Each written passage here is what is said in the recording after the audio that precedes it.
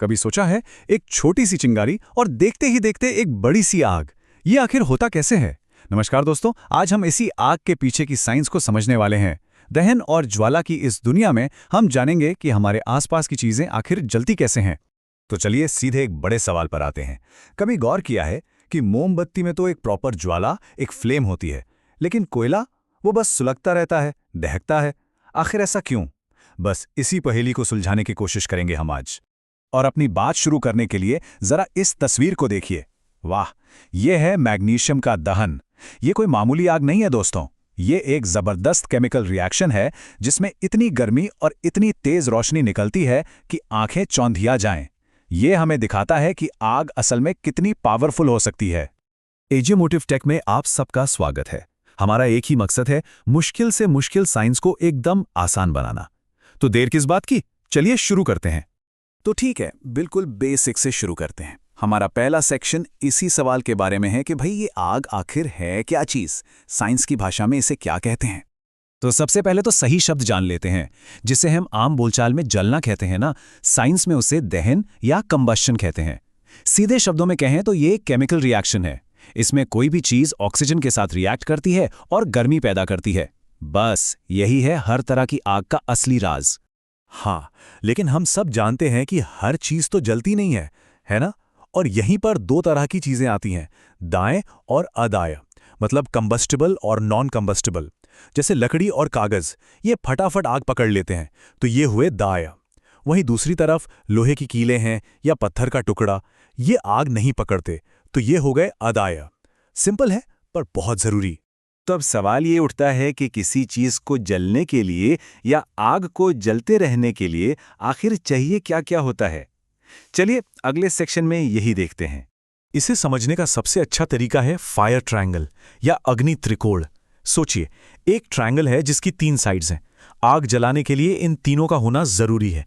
पहली साइड है ईंधन यानी फ्यूल, कुछ भी जो जल सके। दूसरी साइड है वायु, मतलब हवा, और हवा से भी ज्यादा जरूरी है उसमें मौजूद ऑक्सीजन। और तीसरी और आखिरी साइड है ऊष्मा यानी हीट, वो चिंगारी जो पूरे खेल को शुरू करती है। इन तीनों में से एक भी चीज हटा दी तो समझो आग का खेल खत्म। चलिए अब इस थ्योरी को एक्शन में देखते हैं। ये जो मोमबत्ती वाला एक्सपेरिमेंट है ना, ये एकदम परफेक्ट तरीके से दिखाता है कि ऑक्सीजन यानी हवा जलने के लिए कितनी जरूरी है। आइए इसे स्टेप बाय स्टेप समझते हैं। देखिए, पहले केस में जब नीचे से हवा आराम से आ रही है, मोमबत्ती मस्त जल रही है, कोई दिक्कत नहीं।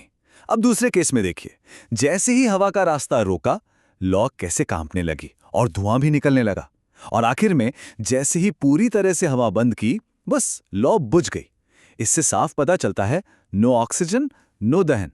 अच्छा, फायर ट्रायंगल में जो ऊष्मा वाला पॉइंट था, उससे जुड़ा एक और मजेदार कॉन्सेप्ट है, ज्वलन ताप या इग्निशन टेम्परेचर। ये वो मैजिक नंबर है, वो कम से कम टेम्परेचर जिस पर कोई चीज आग पकड़ लेती है।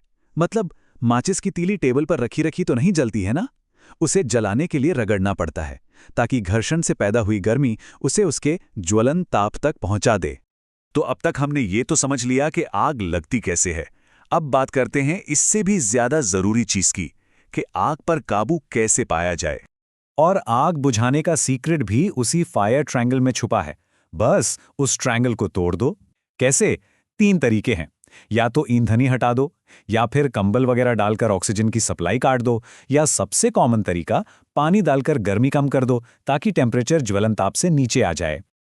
लेकिन एक मिनट, एक बहुत जरूरी बात, पानी हर बार काम नहीं आता। खासकर बिजली या तेल से लगी आग पर पानी डालना तो बहुत ही खतरनाक हो सकता है।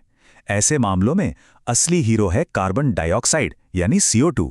ये आग के ऊपर एक कंबल की तरह फैलकर ऑक्सीजन को हटा देती है और आग को बुझा देती है। ठीक है, तो आग कैसे लगती है और कैसे बुझती है, ये तो समझ लिया। अब वापस चलते हैं फायर ट्रायंगल के पहले पॉइंट पर, यानी ईंधन पर। जरा ईंधन की दुनिया को भी खंगालते हैं। तो एक आदर्श या आइडियल फ्यूल में क्या क्या खूबियां होनी चाहिए? चलिए एक लिस्ट बनाते हैं। पहली बात, वो आसानी से मिल जाए और सस्ता हो। दूसरी, वो आराम से जल जाए। तीसरी, वो बहुत सारी एनर्जी दे। और सबसे जरूरी, जलने के बाद कोई गंदगी या हानिकारक चीजें न छोड़े। किसी ईंधन से कितनी एनर्जी मिलेगी, इसे हम उसकी कैलोरीफिक वैल्यू या ऊष्मीय मान से नापते हैं। अब जरा इस टेबल को देखिए, कितना बड़ा फर्क है। गोबर के उपले जहां सबसे कम एनर्जी देते हैं, वही हाइड्रोजन तो भाई एनर्जी का पावर हाउस है। और ये भी देखिए कि हमारे किचन की एलपीजी लकड़ी या कोयले से कहीं ज्यादा एफिशिएंट है। इस बात को और अच्छे से समझने के लिए एलपीजी और लकड़ी को आमने सामने रखते हैं। एलपीजी की कैलोरीफिक वैल्यू ज्यादा है, मतलब एनर्जी ज्यादा। और दूसरा बड़ा फायदा, ये बिना धुएं के जलती है, यानी ये एक साफ सुथरा क्लीनर फ्यूल है। लेकिन इस कहानी का एक दूसरा डार्क साइड भी है। जब हम कोयला, पेट्रोल जैसे जीवाश्म ईंधन जलाते हैं तो उसके बहुत बुरे नतीजे होते हैं। हवा में प्रदूषण फैलता है, एसिड रेन होती है, और सबसे बड़ी चिंता, इतनी ज्यादा कार्बन डाइऑक्साइड निकलती है जो हमारे प्लैनेट को गर्म कर रही है, जिसे हम ग्लोबल वार्मिंग कहते हैं। तो काफी कुछ जान लिया हमने। चलिए फटाफट एक क्विक रिवीजन करते हैं जो सबसे जरूरी बातें हैं।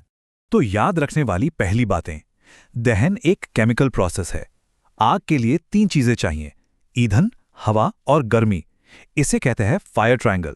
और ज्वलन ताप वो मिनिमम टेम्परेचर है जिस पर आग लगती है। आग बुझाने के लिए फायर ट्रायंगल को तोड़ना पड़ता है।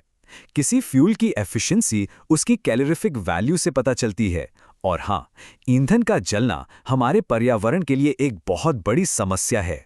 और यहीं पर हम एक बहुत बड़े सवाल पे आकर रुकते हैं। अगर हमें एक साफ सुथरा पर्यावरण चाहिए तो हमारा अगला आइडियल फ्यूल क्या होगा? क्या वो हाइड्रोजन होगा जिसमें इतनी एनर्जी है, या फिर सूरज से मिलने वाली बेशुमार सोलर एनर्जी, या कुछ ऐसा जिसकी खोज अभी बाकी है? ये एक ऐसा सवाल है जिस पर हम सबको सोचना चाहिए।